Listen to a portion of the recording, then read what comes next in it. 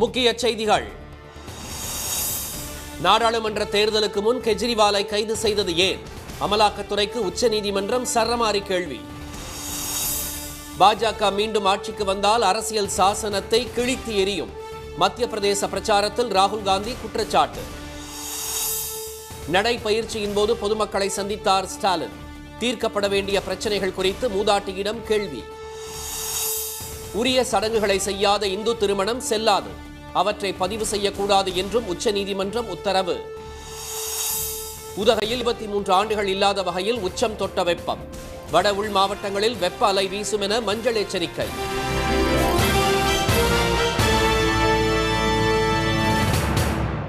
வணக்கம். வணக்கம். நாடாளுமன்ற தேர்தலுக்கு முன் டெல்லி முதலமைச்சர் திரு அரவிந்த் கெஜ்ரிவாலை கைது செய்தது ஏன் என அமலாக்கத்துறைக்கு உச்சநீதிமன்றம் கேள்வி எழுப்பியுள்ளது. டெல்லி மதுபான கொள்கை வழக்கில் அமலாக்கத்துறையால் கடந்த மார்ச் மாதம் 21ஆம் தேதி கைது செய்யப்பட்ட திரு கெஜ்ரிவால் திகார் மத்திய சிறையில் அடைக்கப்பட்டுள்ளார். அமலாக்கத்துறை மேற்கொண்ட கைது நடவடிக்கைக்கு எதிராக அவர் தொடர்ந்த வழக்கு உச்சநீதிமன்ற நீதிபதிகள் திரு சஞ்சீவ் கண்ணா, திரு தீபாங்கர் தத்தா ஆகியோர் முன்பு நேற்று விசாரணைக்கு வந்தது. அப்போது வழக்கு விசாரணை தொடங்கியதற்கும் கைது நடவடிக்கைக்குமான இடைவெளி அதிகமாக இருப்பது ஏன் என நீதிபதிகள் வினவினர். இந்த வழக்கில் ஏற்கனவே கைது செய்யப்பட்ட முன்னாள் துணை முதலமைச்சர் திரு மணீஷ் சிசோடியாவிற்கு எதிரான பொருள் ஆவணங்களை காட்டிய அமலாக்கத்துறை திரு கெஜ்ரிவால் மீது சொத்து முடக்கம் போன்ற தொடர் நடவடிக்கைகளை அமலாக்கத்துறை ஏன் மேற்கொள்ளவில்லை என வினவிய நீதிபதிகள் அப்படி ஏதாவது இருந்தால் அதற்கான ஆவணங்களை தாக்கல் செய்ய உத்தரவிட்டனர். நீதித்துறையின் விதிமுறைகளை பின்பற்றாமல் அமலாக்கத்துறையால் குற்றவியல் நடவடிக்கைகளை மேற்கொள்ள முடியுமா என நீதிபதிகள் வினவினர். வாழ்க்கையையும் சுதந்திரமும் மிகவும் முக்கியமானது என்றும் அமலாக்கத்துறை அதனை மறுக்க முடியாது என்றும் நீதிபதிகள் தெரிவித்தனர். நாடாளுமன்ற தேர்தல் தொடங்குவதற்கு சற்று முன் திரு கெஜ்ரிவாலை கைது செய்தது ஏன் என கேள்வி எழுப்பிய நீதிபதிகள் வரும் வெள்ளிக்கிழமைக்குள் பதிலளிக்க அமலாக்கத்துறைக்கு உத்தரவிட்டனர். மீண்டும் ஆட்சிக்கு வந்தால் ஏழைகளின் ஆன்மாவாக திகழும் அரசியல் சாசனத்தை தூக்கி எறிய பாஜக திட்டமிட்டுள்ளதாக காங்கிரஸ் எம்பி திரு ராகுல் காந்தி எச்சரித்துள்ளார்.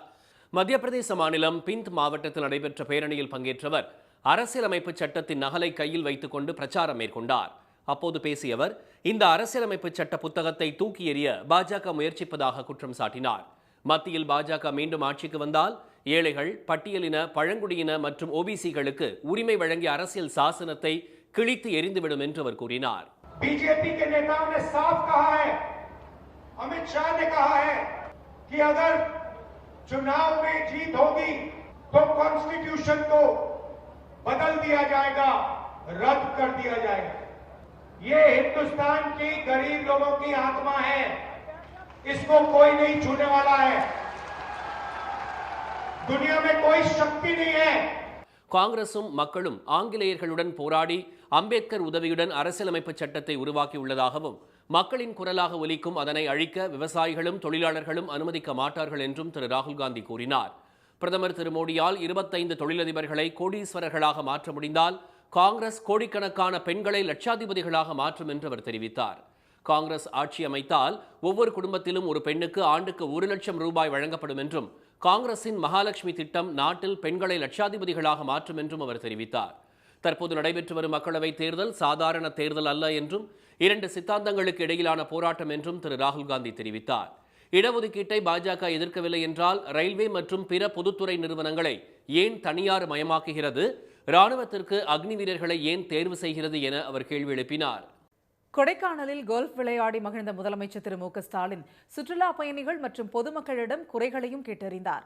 ஓய்வெடுப்பதற்காக திண்டுக்கல் மாவட்டம் கொடைக்கானலுக்கு குடும்பத்துடன் சென்றுள்ள அவர் பாம்பார்புரத்தில் உள்ள தனியார் நட்சத்திர விடுதியில் தங்கியுள்ளார். பசுமை பள்ளத்தாக்கு பகுதியில் உள்ள கோல்ஃப் மைதானத்தில் நேற்று மாலை நடைபயிற்சி மேற்கொண்ட அவர் பின்னர் கோல்ஃப் விளையாடி மகிழ்ந்தார்.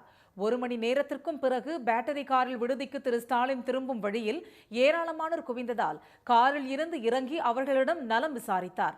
பின்னர் அங்கிருந்தவர்களுடன் அவர் செல்ஃபி எடுத்துக் கொண்டார்.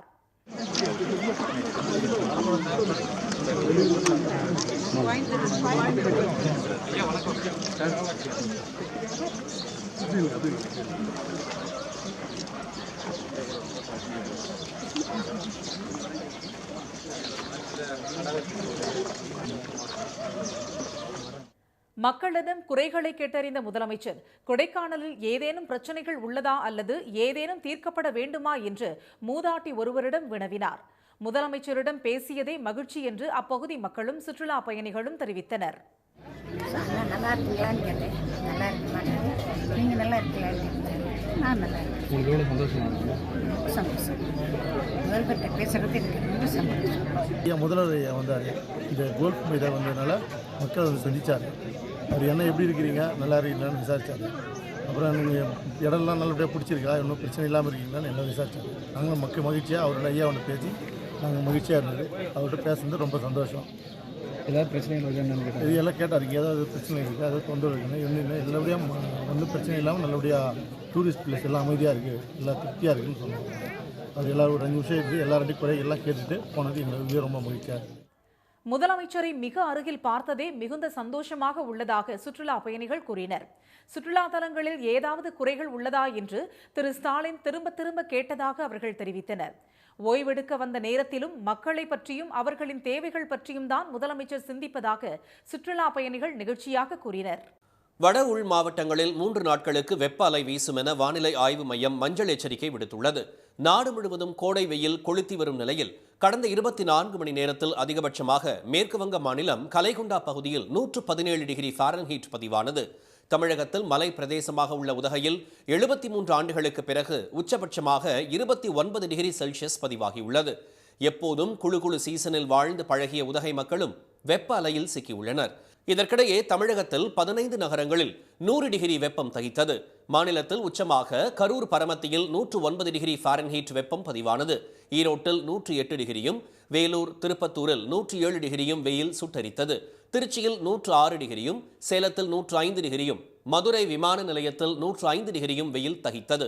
தர்மபுரி, மதுரை, நாமக்கல், தஞ்சை, கோவை, திருத்தணியில் 104 டிகிரி வெப்பம் பதிவானது.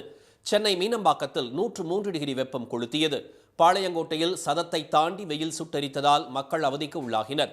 இதற்கிடையே அடுத்த 3 நாட்களுக்கு வட தமிழக உள் மாவட்டங்களில் வெப்ப அலை வீசும் என்று சென்னை வானிலை ஆய்வு மையம் எச்சரித்துள்ளது. கரூர், நாமக்கல், தர்மபுரி, திருவண்ணாமலை, திருப்பத்தூர், ராணிப்பேட்டை, அரியலூர், திருச்சி, திண்டுக்கல், மதுரை, சிவகங்கை, விருதுநகர் உள்ளிட்ட 23 மாவட்டங்களில் அதிகபட்சமாக 5 டிகிரி செல்சியஸ் வரை வெப்பநிலை உயரக்கூடும் என்றும் சென்னை வானிலை மையம் தெரிவித்துள்ளது. வட தமிழ்நாட்டின் உள் மாவட்டங்களில் ஓரிரு இடங்களில் வெப்ப அலை வீசக்கூடும் என்று கூறியுள்ள வானிலை ஆய்வு மையம் அதற்கான மஞ்சள் எச்சரிக்கையை விடுத்துள்ளது. கோடை வெயில் ஒரு பக்கம் தகித்தாலும் மேற்கு தொடர்ச்சி மலையை ஒட்டிய மாவட்டங்களில் ஒரு சில இடங்களில் மழை பெய்துள்ளது.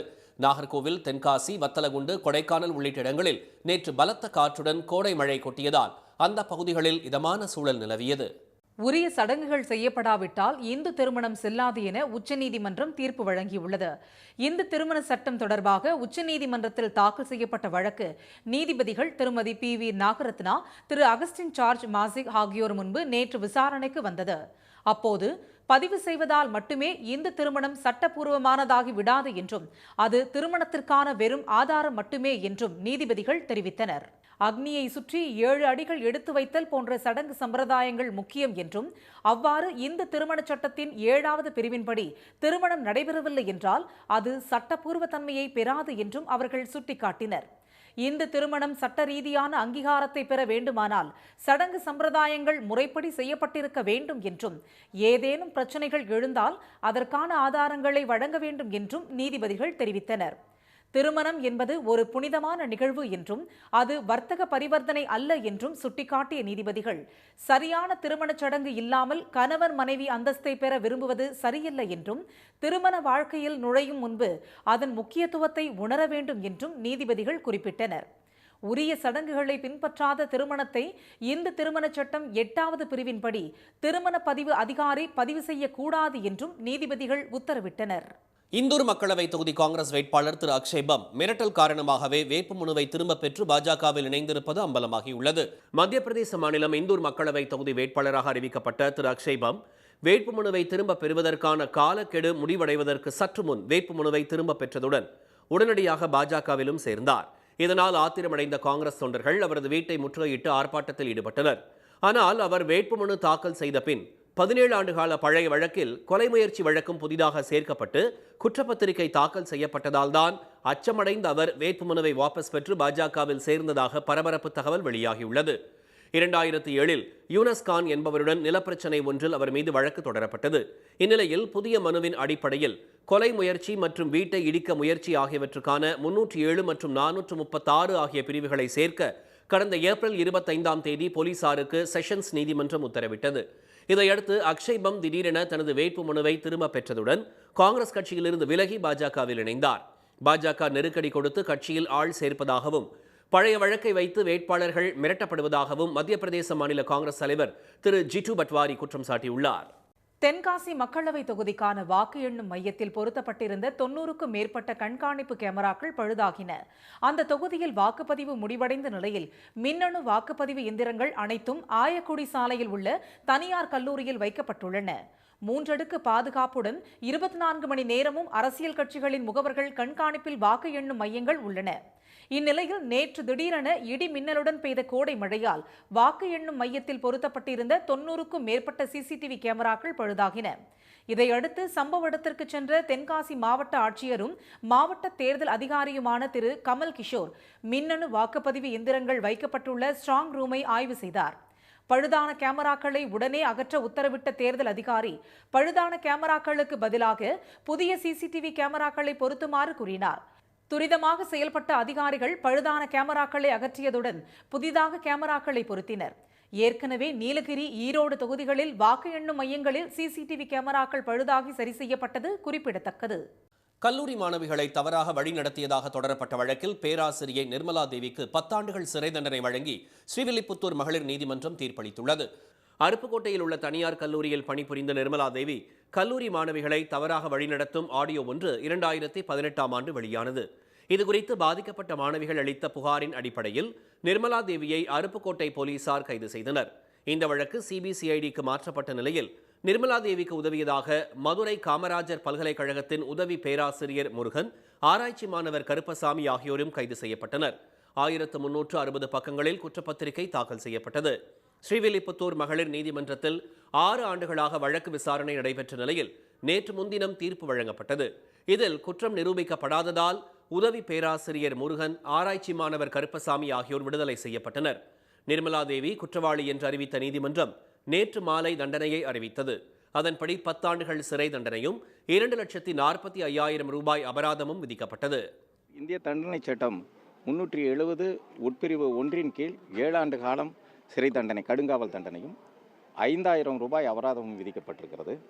அதேபோல் 370 பிரிவு 3 கீழ் 10 ஆண்டு காலம் கடுங்காவல் தண்டனையும் 25,000 ரூபாய் அபராதமும் விதிக்கப்பட்டிருக்கிறது. இம்மாரல் டிராஃபிக் ப்ரிவென்ஷன் ஆக்டில் செக்ஷன் 51A அந்த பிரிவின் கீழ் அவர்களுக்கு 5 வருடம் கடுங்காவல் தண்டனையும் 2,000 ரூபாய் அபராதமும் விதிக்கப்பட்டிருக்கிறது. அதே சட்டத்திலே பிரிவு 9 கீழ் 10 வருட காலம் கடுங்காவல் தண்டனையும் 10,000 ரூபாய் அபராதமும் விதிக்கப்பட்டிருக்கிறது. மதுரை காமராஜர் பல்கலைக்கழக ஊழியர்களின் பிறழ் சாட்சியால் உதவி பேராசிரியர் முருகனும், ஆராய்ச்சி மாணவர் கருப்பசாமியும் விடுதலையாகியுள்ளதாக அரசு வழக்கறிஞர் திரு சந்திரசேகர் தெரிவித்தார். எனவே அவர்களின் விடுதலையை எதிர்த்து அரசு தரப்பில் மேல்முறையீடு செய்யப்படும் என்று அவர் கூறினார். கல்லூரி மாணவிகளை தவறாக வழிநடத்தியதாக பதிவான வழக்கு சமுதாயத்துக்கு எதிரானது என்று நீதிமன்றம் கருத்து தெரிவித்துள்ளதாக திரு சந்திரசேகர் தெரிவித்தார். இதுபோன்ற வழக்குகளில் நீதிமன்றம் இரக்கம் காண்பிப்பது சரியாக இருக்காது என்று நீதிபதி திருமதி பகவதி அம்மாள் கண்டிப்புடன் குறிப்பிட்டுள்ளதாக அவர் கூறினார். தமிழ்நாட்டிற்கு காவிரியிலிருந்து தண்ணீர் திறக்க முடியாது என கர்நாடக அரசு தெரிவித்துள்ளது. காவிரி நீர் ஒழுங்காற்று குழுவின் 95வது கூட்டம் நேற்று பிற்பகல் காணொலி காட்சி வாயிலாக நடைபெற்றது. குழு தலைவர் திரு வினீத் குப்தா தலைமையில் நடைபெற்ற இந்த கூட்டத்தில் தமிழ்நாடு அரசு சார்பில் தலைமை பொறியாளர் திரு சுப்பிரமணியன் மற்றும் அதிகாரிகள் பங்கேற்றனர். காவிரி தொழில்நுட்ப குழு தலைவர் சுப்பிரமணியம் உள்ளிட்ட அதிகாரிகளும் கூட்டத்தில் பங்கேற்றனர். அப்போது தமிழ்நாடு அரசு வைத்த வாதத்தில் கடந்த ஆண்டு ஜூன் 1ஆம் தேதி முதல் இந்த ஆண்டு ஏப்ரல் 28ஆம் தேதி வரை உச்சநீதிமன்ற உத்தரவுப்படி தமிழ்நாட்டுக்கு கர்நாடகம் 174 டிஎம்சி தண்ணீரை தந்திருக்க வேண்டும் என்றும், ஆனால் வெறும் 75 டிஎம்சி தண்ணீர் மட்டுமே தமிழ்நாட்டிற்கு திறந்து விடப்பட்டுள்ளதாகவும் கூறப்பட்டது. தரவேண்டிய தண்ணீரில் சுமார் 95 டிஎம்சி நிலுவையில் இருப்பதாகவும் தமிழ்நாடு அரசு சார்பில் தெரிவிக்கப்பட்டது. மேலும் பிப்ரவரி மாதத்திலிருந்து வரும் 28ஆம் தேதி வரை சுமார் 7.3 டிஎம்சி அளவு தண்ணீரை சுற்றுச்சூழல் நீராக கர்நாடகா தந்திருக்க வேண்டும் என்றும், ஆனால் வெறும் 2 டிஎம்சி தண்ணீர் மட்டுமே கிடைத்துள்ளதாகவும் தெரிவிக்கப்பட்டது. இதனைத் தொடர்ந்து வாதிட்ட கர்நாடகா, மாநிலத்தில் உள்ள 4 முக்கிய அணைகளில் உள்ள நீர் கர்நாடக மக்களின் குடிநீர் தேவைக்காக மட்டுமே உள்ளதால் தமிழ்நாட்டுக்கு தண்ணீரை திறக்க முடியாது என்று திட்டவட்டமாக தெரிவித்தது. இருதரப்பு வாதங்களையும் கேட்ட காவிரி ஒழுங்காற்று குழு மே மாதத்திற்கான சுற்றுச்சூழல் நீரின் அளவான 2.5 TMC தண்ணீரை தமிழ்நாட்டுக்கு திறந்து விடுமாறு கர்நாடக அரசுக்கு அறிவுறுத்தியது. அப்போது தமிழ்நாட்டுக்கு கர்நாடகா வழங்க வேண்டிய பாக்கியாக உள்ள 5.3 TMC தண்ணீரையும் சேர்த்து திறந்துவிட வேண்டும் என்று வலியுறுத்தப்பட்டது. ஆனால் அதனை ஏற்க காவிரி ஒழுங்காற்றுக்குழு மறுத்துவிட்டது. மீண்டும் முக்கிய செய்திகள். நாடாளுமன்ற தேர்தலுக்கு முன் டெல்லி முதலமைச்சர் திரு அரவிந்த் கெஜ்ரிவாலை கைது செய்தது ஏன் என அமலாக்கத்துறைக்கு உச்சநீதிமன்றம் கேள்வி எழுப்பியுள்ளது. மீண்டும் ஆட்சிக்கு வந்தால் ஏழைகளின் ஆன்மாவாக திகழும் அரசியல் சாசனத்தை தூக்கி எறிய பாஜக திட்டமிட்டுள்ளதாக காங்கிரஸ் MP ராகுல் காந்தி எச்சரித்துள்ளார். வட உள் மாவட்டங்களில் 3 நாட்களுக்கு வெப்பலை வீசும் என வானிலை ஆய்வு மையம் மஞ்சள் எச்சரிக்கை விடுத்துள்ளது. இத்துடன் இந்த செய்திகள் நிறைவடைகின்றன. மீண்டும் சன் டிவியில் செய்திகள் மாலை 6 மணிக்கு. செய்திகளை உடனுக்குடன் தெரிந்து கொள்ள சன் நியூஸ் தொலைக்காட்சியை பாருங்கள். வணக்கம். வணக்கம். உடனுக்குடன் செய்திகளை தெரிந்து கொள்ள சன் நியூஸ் பெல் ஐகானை கிளிக் பண்ணுங்க.